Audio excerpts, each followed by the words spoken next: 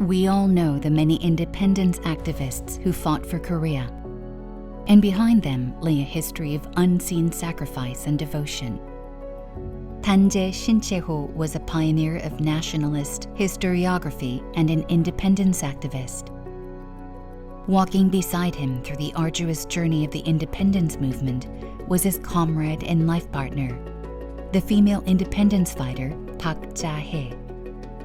Today, we step into the shadows of Shin Chae-ho's wife to discover her true life and footsteps. Entering the palace at a young age as an apprentice court lady, Ja-hye lost her position in 1910 when Japan issued an imperial decree. Thus, she became one of the last court ladies of Joseon. The world outside the palace was changing. At the age of 17, Ja-hye entered Sungmyeong Girls' School to receive a modern education, and by her 20s, she had earned a midwife's license. She grew into a new woman of the modern era, equipped with economic self-sufficiency and social standing. A turning point arrived in her life on March 1st, 1919. While working as a nurse at the Government General Hospital, Ja-hye treated the flood of injured victims from the March 1st movement, feeling the deep grief and rage of her nation. She made a resolute decision. She would no longer be a nurse working for the Japanese government general, but an independence fighter resisting it. She immediately formed Gan-u-hoe, an organization of independence-minded nurses, planned a solidarity strike and the March 10th independence movement, and soon came under intense surveillance by the Japanese police. Fleeing into exile in China that same year, Ja-hye met and married Shin Chae-ho in Beijing in 1920. Living as the wife of an independence activist was a grueling path.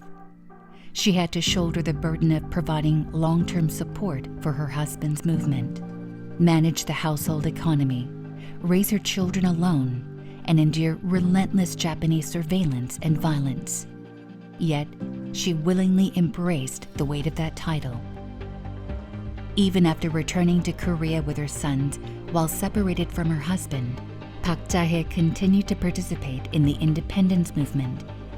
Also, she assisted Na Seok-ju in his righteous act of throwing bombs at the Oriental Development Company and the Chosun Shiksan Bank, the core strongholds of Japanese economic exploitation.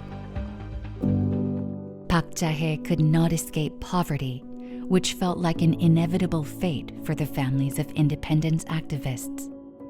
She opened a midwifery clinic in Jongno, but due to the hostile social atmosphere and Japanese surveillance, she was forced to shut it down. Inevitably, she could hardly afford her rent, let alone secure regular meals.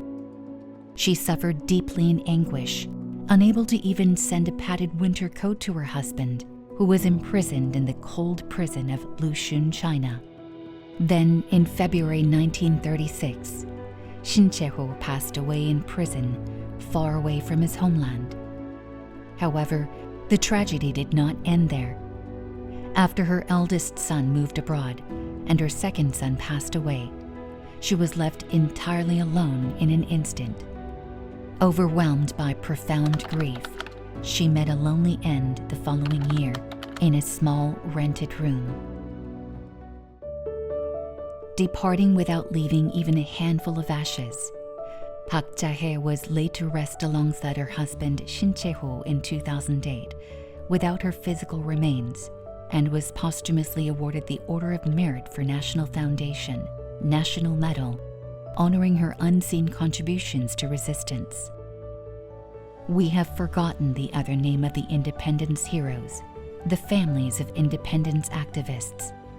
To all the female independence activists of this land, we now engrave their names forever in our hearts, names that history must remember.